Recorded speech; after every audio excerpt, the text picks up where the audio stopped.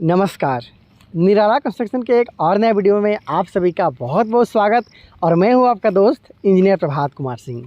दोस्तों, आज की इस वीडियो में मैं आप लोग को एक बन रहे घर के लिए जो सब स्ट्रक्चर तक का काम किया गया है, मतलब जो प्लिंथ लेवल तक का काम किया गया है, जिसे हम लोग आम भाषा में कुर्सी वाली बोलते हैं, वहाँ तक का पूरा काम के बारे में बताना चाहता हूँ। और साथ में इस घर को बनाने में अब तक टोटल कितना रुपये तक का खर्चा किया गया है, इसके बारे में भी आप लोग को बता दूंगा, जिससे आपको अपने बनने वाले घर के लिए अंदाज़ा लगेगा कि अगर आप अपना घर यहाँ तक काम करवाते हैं तो आपका कितना रुपये तक का खर्चा आ सकता है। तो अगर आप अपने बनने वाले घर के लिए प्लानिंग कर रहे हैं, वीडियो को पूरा देख लीजिएगा।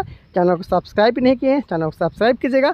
अगर आप अपने बनने वाले घर के लिए नक्शा चाहते हैं तो मुझसे बात करते हुए नक्शा भी आप निकलवा सकते हैं। दोस्तों, सबसे पहले हम लोग इस बनते हुए घर के लिए जो साइज़ है, जो इसका लंबाई चौड़ाई है, इसके बारे में जानते हैं। और कितना स्क्वायर फीट में बनाया जा रहा है इसको, इसके बारे में भी आप लोग को बता देता हूँ। तो देखिए, इस घर के लिए साइड व्यू का बात कर ले तो वहाँ से लेकर यहाँ तक साइड व्यू 40 फीट का है। और यहाँ से लेकर वहाँ तक जो कि इस घर का फ्रंट व्यू है वो भी 40 फीट का है। मतलब 40 फीट बाई 40 फीट।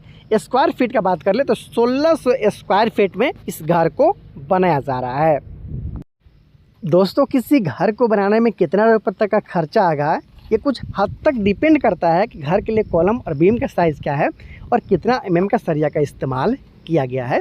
आइए मैं आपको एग्जांपल के तौर पे इसका जो कॉलम है उसको भी दिखा देता हूँ। तो देखिए, सेम साइज़ का 4 कॉलम का इस्तेमाल इस लाइन में आपको देखने को मिलता है। हालांकि इस घर में टोटल 16 कॉलम का इस्तेमाल किया जा रहा है। प्रत्येक का साइज़ सेम है, यहाँ पे आप देख भी सकते हो। 4 इस लाइन में है, फिर 2 आपको अगला लाइन में है, उसके बाद फिर 2 अगला लाइन में। इस तरीके से आपको टोटल 16 कॉलम के साथ में यहाँ पे काम है वो किया जा रहा है। ये डिपेंड करता है कि आप किस पैटर्न पे घर को बना रहे हैं। 1-2 कॉलम आगे पीछे आपका हो सकता है अपने डिज़ाइन के अनुसार। हालांकि ये घर को 1600 स्क्वायर फीट में बनाया जा रहा है और 12 mm का 4 सरिया का इस्तेमाल घर के प्रत्येक कॉलम में किया जा रहा है, जो कि 1 से 2 तला तक के लिए इनफ माना जाता है। और 12 mm का 4 सरिया यहाँ पे यूज़ किया जा रहा है। और इसके साथ साथ जो यहाँ पे रिंग लगा गया, जिसे हम लोग टाई भी बोलते हैं, वो 8 mm का है। देखिए, 8 mm का टाई के साथ में काम किया जा रहा है। और 6 इंच की दूरी पे सेंटर टू सेंटर जो रिंग के लिए दूरी होता है वो 6 इंच के आसपास तक में रखा जाता है। बहुत सारे लोग कम खर्चा के लिए 8 से 9 इंच तक में बांध देते हो, सरासर गलत है। आपको 6 इंच के आसपास इस तरीक़े से रिंग को बंधवाना चाहिए। तो ये कॉलम 9 इंची बाई 9 इंची का है, जिसमें 4 सरे का इस्तेमाल किया जा रहा है। इसलिए आप देख सकते हैं प्रत्येक कॉलम का साइज़ सेम है। बात कर ले फुटिंग का, तो इस कॉलम के लिए लगभग 4 फीट बाई 4 फीट का फुटिंग का काम कर लिया गया है। गहराई की बात कर ले वो भी 4 फीट का है। और ग्राउंड के ऊपर आप देख पा रहे हैं लगभग 3.5 से 4 फीट के आसपास तक में प्लिंथ हाइट यहाँ पे, मतलब इस घर का फर्श का ऊंचाई को 4 फीट के आसपास तक में रखा गया है। इसलिए यहाँ पे आप देख पा रहे हैं। दोस्तों, बीम का बात कर ले तो घर में 3 तरह का बीम का उपयोग किया जाता है कम से कम। प्लिंथ बीम, लिंटल बीम और फ्लोर बीम।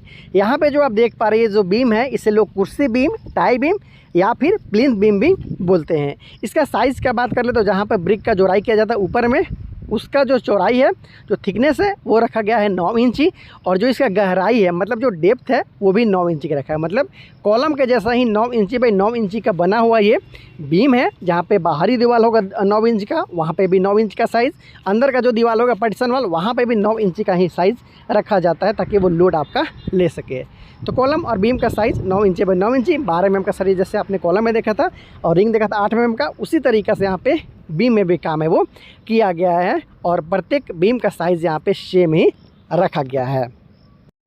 दोस्तों, इस घर को बनाने में कितना रुपये तक का खर्चा आया है, इसके बारे में तो हम लोग जानेंगे ही, लेकिन साथ साथ एक बात और जान लीजिए कि आखिर 1600 स्क्वायर फीट में आप घर बनाते हैं तो आपको क्या क्या मिल सकता है। तो 4 से 5 बेडरूम के अलावा hall, dining area, kitchen, toilet bathroom के साथ सीढ़ी, पूजा रूम में एक छोटा सा आपको पार्किंग के लिए जगह भी मिल सकता है। मतलब 1600 स्क्वायर फीट में 4 से 5 कमरा वाले कंप्लीट घर आप बनवा सकते हैं।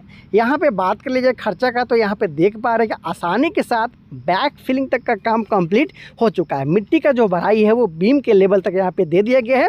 इसके बाद में डस्ट का फिलिंग किया जाएगा। उसके बाद में इस घर का फर्स्ट पैनल का काम करते हुए फिर आगे का जब ब्रिक वर्क होगा, मतलब ईंट का जोड़ाई का काम किया जाएगा, तो फिर से आप लोग को दिखाऊंगा कि किस पैटर्न पे इस घर को बनाया जा रहा है, जिससे आप लोग के लिए समझना और भी ज़्यादा आसान हो जाएगा। तो स्टेप वाइज वीडियो आने वाला है, देखने के लिए चैनल को सब्सक्राइब ज़रूर कर लीजिएगा। अगर बात कर ले कि इतना घर बनाने में अब तक टोटल कितना रुपये तक का खर्चा लगा है, तो लगभग 4,60,000 रुपये के आसपास तक में खर्चा आ चुका है।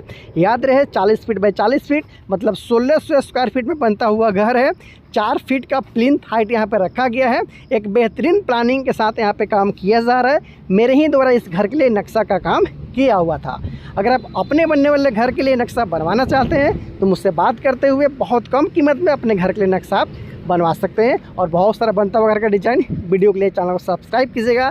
आने वाला दिन में जैसे जैसे काम आगे बढ़ेगा स्टेप वाइज आपको दिखाते रहूँगा, बताते रहूँगा किस तरीके से घर को बनाया गया और कैसे घर को कंप्लीट किया गया। तो प्लीज़ बहुत सारा वीडियो के लिए आप चैनल सब्सक्राइब ज़रूर कर लीजिएगा।